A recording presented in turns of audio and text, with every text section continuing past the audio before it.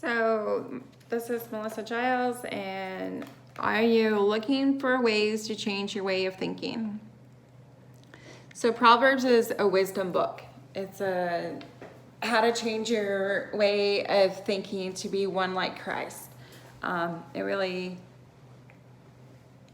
will point out character defects that you may have, and then just a different way of thinking about things. So this is number one video out of the 31 that I'm going to make in explaining these simple, they seem hard at first, but they become very simple ways to change your way of thinking once you start realizing that God has placed them in your life for a reason, and it will call you to a higher purpose, and will lead you to a different way of thinking to possibly or to meet your destiny by finding your purpose. So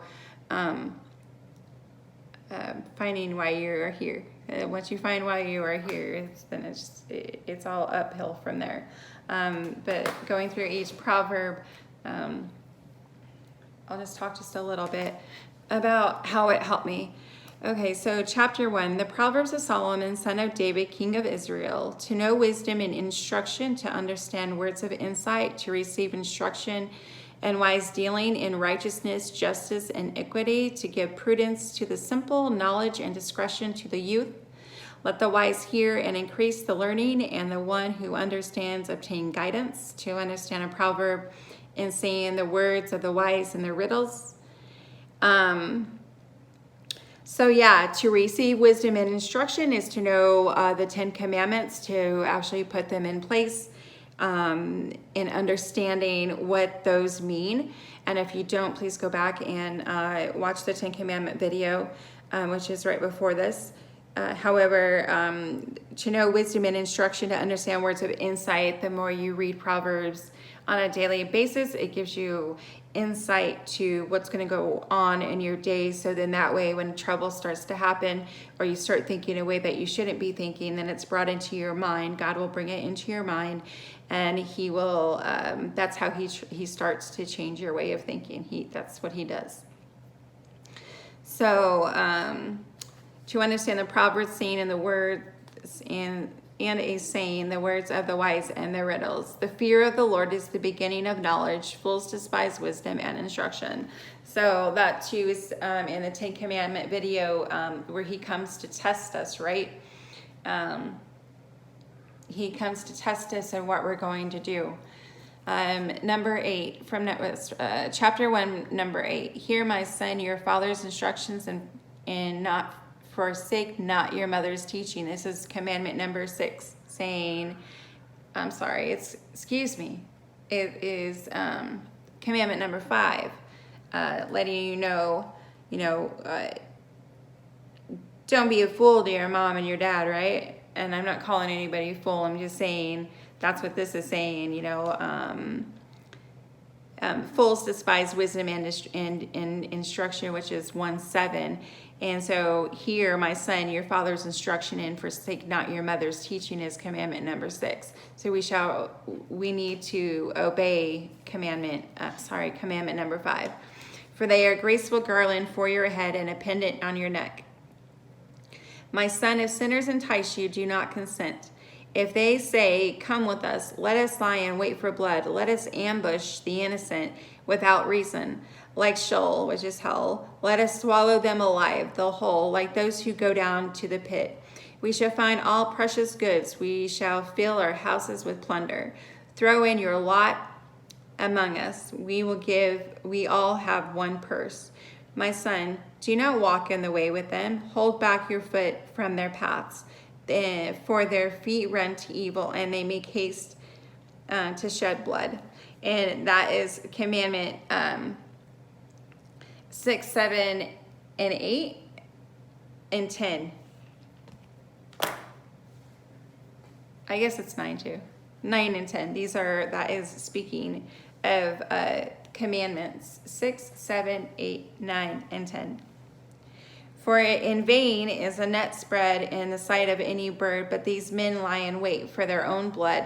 They set an ambush for their own lives. Don't hang around such people. Like, these are the negative people. These are the people that are calling you to do bad. And no, please don't. Such are the ways of everyone who is greedy for unjust gain. It takes away the life of its possessors. Wisdom cries aloud in the streets, in the market. She raises her voice.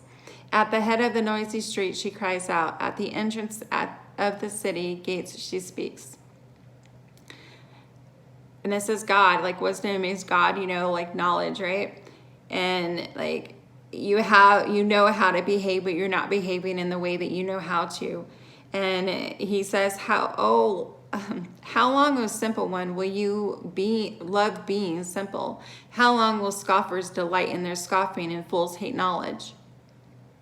If you turn at my reproof, behold, I will pour out my spirit to you. I will make my words known to you. Because I have called and you refuse to listen.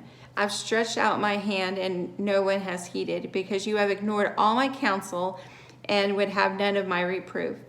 I also will laugh at your calamity. I will mock when terror strikes you. When terror strikes you like a storm and your calamity comes like a whirlwind. When distress and anguish come upon you, then they will call upon me, but I will not answer. They will seek me diligently, but will not find me, because they hated knowledge and did not choose the fear of the Lord, would have none of my counsel and despised all my reproof.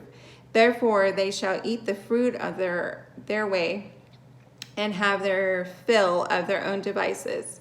For the simple are killed by their turning away, and the complacency of fools destroys them. But whoever listens to me will dwell secure and will be at ease without dread of disaster. And that's number one.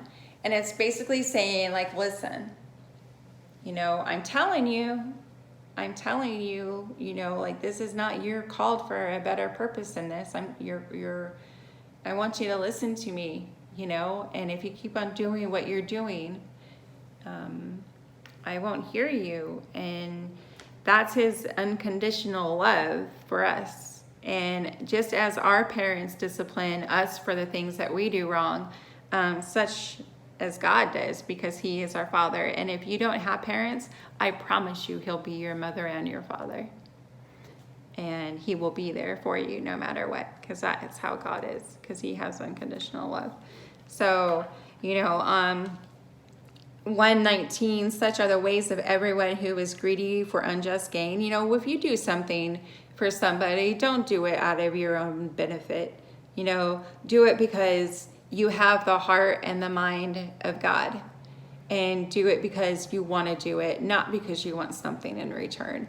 The only thing that God asks for us is in return is that we give him unconditional love back. And how we do that is obeying the 10 Commandments. And if we can't do that and we fall and go back, that's okay, because he knows our heart and eventually we will get it. And so, it's about being knowledgeable and then becoming that person, right? It's about starting to know who you really are, and then by action, in your own actions, that comes true. So that's basically what Proverbs is saying. Wisdom is knowledge and understanding from these words that are coming out of my mouth. And they're only from the Bible. Anything that is speaking now is speaking because God is speaking through me. And that's what it is. And when you can start learning these things, then it starts changing your way of thinking. I remember when he first started changing my way of thinking, and I started loving my neighbors, and I started not being jealous, and I started more to have a calm spirit. And I would hear this voice, like, I would be working on a certain behavior, such as, I would be working on, sorry, I just had a deja vu, like, I know what's going to happen tonight. Okay, sorry. It's okay. I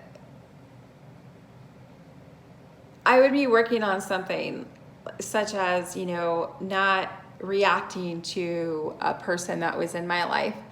And so when I would do that and I would consciously know from what I was taught that day in the Bible.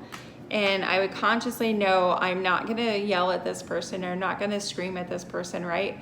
And I would consciously know that I'm not going to do that. And then I would hear this voice, well, call that person a B, and I was still working on my language, like cussing was really horrible for me, and I would be thinking, I would say that, I would say it out loud because I would hear this voice saying, call that person a B, or, go yell at that person or whatever. And I'm like, I'm not going to do that.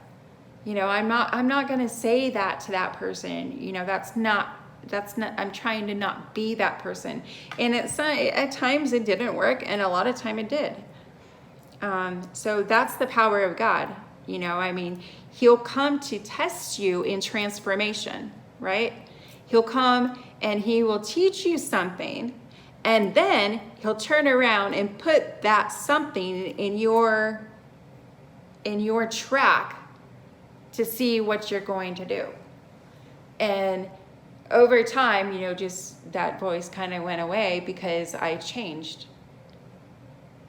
And I wasn't cussing out anybody. And I wasn't swearing at all. In fact, I felt like if I was swearing, then it was something wrong. And if I swear to this day, even if it's just the S word, oh, I'm sorry, I apologize, I shouldn't have said that. Because that, for one, that's my relationship with God, but for two, that's not what he taught me, right? So I have already some other things that I backslide on that I have to work on, and just the language is really super important to me, and it's super important to my relationship with him. And so if you're going through these changes of transformation in your mind and you hear that voice say, do whatever it is that you were just taught not to do, then he says he will come to test you, right? And so that's what he's doing, and we can't blame him if things don't work out properly. So that is it for chapter 1. What do you want me to say? The fear of the Lord is the beginning of knowledge. Fools despise wisdom and instruction. Thanks for listening.